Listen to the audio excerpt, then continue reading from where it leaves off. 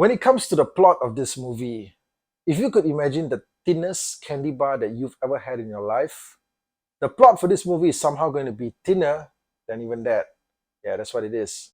Hey guys, Ken here from the Retro Toy Escapades channel in Malaysia. Thanks for joining me today for this review of Avatar 2, Way of the Water. Avatar 2 is now playing in screens all across Malaysia and in practically every other country on the face of the earth.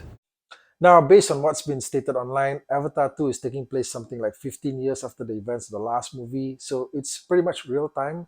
Jake Sully is now married to Neytiri, and they've been spending their time in the rainforest making babies, I guess because they've got like 4 of them by now, right? So that's some pretty healthy progress. And unknown to him, okay, his arch nemesis, Colonel Miles, right, is somehow still alive. His consciousness has been actually downloaded to one of the Navi bodies, and he's back, okay, basically with the reanimated consciousness of his previous marine troops. They're all basically back on the hunt for Sully, right? So that's where the story actually begins. What it is with this movie is that it's just a simple snatch and grab. You got a bunch of bad guys, all right? It doesn't matter that they look like 15-story high cat people. Okay, they're just the bad guys. They spend the entire movie tracking down this one particular person. And that's what it is, right? It's a simple snatch and grab, just like all those movies that you watched in the 80s when you're growing up. You know, one lone hero is on the run from a bunch of bad guys out to get him. Okay, they spend the whole movie killing a bunch of people just to get to him, and finally, all right, they track him down. The film ends with a final confrontation between these two parties. One will live, one dies. That kind of situation. That's what it is, right? That's what the whole movie is, right? You take away all the hardware, all those dazzling visuals, all those sea creatures floating around, the whale and all that stuff. Okay, you take away all that, right? That's what this movie is all about, right? So I find that after 13 years of all the hype, okay, that's been built up, you tell me that this thing cost $350 million, just to give us a snatch and grab action thriller. It's like a Liam Neeson movie.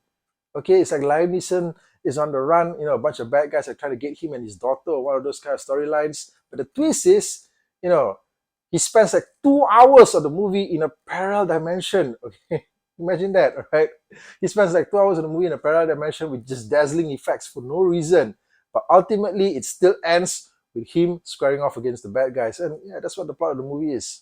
Now, I can already imagine that a lot of people are going to be making excuses for this movie by saying stuff like, hey, look, this is not a movie that you watch for the plot. Okay, you watch it for the effects. And true enough, there is a lot of effects here for you to feast your eyes on. There's some pretty dazzling stuff that happens underwater, things that you see, creatures, like a mutant shark thing and all that. It's pretty impressive for sure.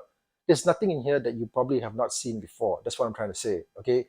If you watch movies regularly, all right, if you've seen a lot of big budget fantasy productions, the world building in this one isn't really anything new. Okay. In fact, the effects and the things that you see happening on screen, they're just a minor step up on what you got from something like, Phantom Menace, Episode 1, okay, 1999, all right, that first Star Wars prequel.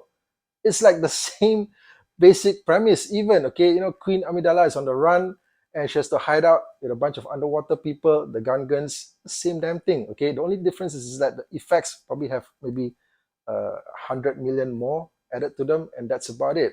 Now, for me personally, James Cameron has always been a fantastic action director. I've always remembered his work because of the action sequences, the choreography of what happens in his movies. Aliens, Terminator 1 and 2, when you have somebody that's on the hunt, okay, something that's being chased down, okay, the kinetic energy that's on screen. I've always felt that, okay, I didn't feel it in this movie. Okay, there's no action sequence in this movie that really stood out to me enough that I felt like, yes, I need to watch that thing again. Okay, that was like so freaking awesome. I didn't feel that at all. All right, everything just feels very formula driven. It's like something needs to be killed. Okay, let's just kill it. Right, that's it. Okay, it didn't feel like like it was a real, edge of your seat, relentlessly paced sequence. Okay, designed to just keep you gripped. Nothing like that. Right? There's nothing here that really made me feel like I need to watch this thing again. And then I feel it's like one of the biggest crimes of this whole 3 hour experience. When I watched the first Avatar movie, I liked it. Okay, I think that it was really great for its time. What really stood out was of course, the environments that we were visiting for the first time. And I think that when it came to the action, I think the finale, right, we got this whole sprawling action sequence in the rainforest. That pretty much was where I felt that, okay, here's where we're seeing some of the Cameron, the James Cameron, action, okay, that has been missing from screens for so many years, okay, prior to that. And yeah, I did get a taste of that, okay, in those action sequences. But in this one, it's like it's not there. All right, I just felt that it was just hugely missing from the experience, and everything that you see here happening is just something that just like I said needed to be done. They just needed to get it done so that the story could just progress or end, as it is. Now, for the most part, you never feel like you're interacting with real people in this movie because everything just looks CGI. All right, it's like motion capture. Uh, it's like a big budget animated film. That's what it is, right? But you do get really good performances, I suppose, from the actors that are portraying the roles. There's nothing here that really stands out as being incompetent. I don't think that anything was particularly badly handled. Right? Everything's very technically precise.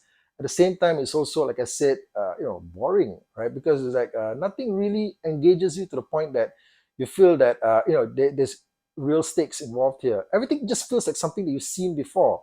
You know, everything is like when characters are having a disagreement, they're gonna work it out. Okay, it's like a basic formula for a plot. Okay, when somebody says something, you kind of like feel that okay, they're gonna respond with this. They're gonna say this in return, right? Even the script feels like stuff that you've heard before. The dialogue is just stuff that you've heard in other movies. Right? Nothing really stands out as anything particularly original. So with a production like this, right, I just feel that first of all, it's obvious, okay, that the effects have taken over the need for a good plot, right? So all this communication that you're hearing there about how much the movie costs, that's all it is, okay? It's just about it being a really expensive production. Okay, so you go into this movie expecting to see that budget on screen, and my takeaway from it is just that whatever you're seeing on screen really isn't that great. Okay, it just really isn't. I think that if you're a fan of the first Avatar movie, if you remember it vividly, if you have nostalgic memories of experiencing it back in 2009, and you want the same experience again, okay, you feel that these are characters that you really want to revisit one more time. I think that there's a lot here for you to be rewarded with. All right, you will probably still enjoy the experience for what it is. Okay, if you've been curious, what have these guys been up to all this time, and what's the next stage of their storyline, it does offer you that. This movie does provide you that, but it's just that whatever it provides you, right, is just in many ways a play-by-play repeat of everything that happened in the first movie. Okay, it's just that that movie just took place in the rainforest, and this one's just happening in the ocean, and that's it. Okay, there's so many opportunities for them to explore something deeper. Okay, to widen the scope of the universe. They do try, obviously, when they go into some of the lore and the mythology of the characters and the creatures that are involved. They do try to explore some aspects of this, but it sort of just fizzles out. And I don't know if it's because they're saving it for future installments.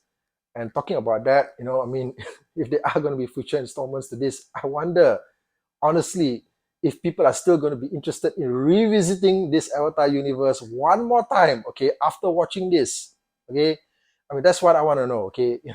After watching this, do you feel that you need to revisit Avatar one more time? Okay, I want to hear your comments in the comment section. Now, guys, if you've not watched the original Avatar movie in a couple of years, or if you don't remember what happened in the first movie, I do suggest revisiting it again before watching this new movie, because the new movie doesn't give a shit, okay, whether or not you're caught up to date, because it just starts, okay?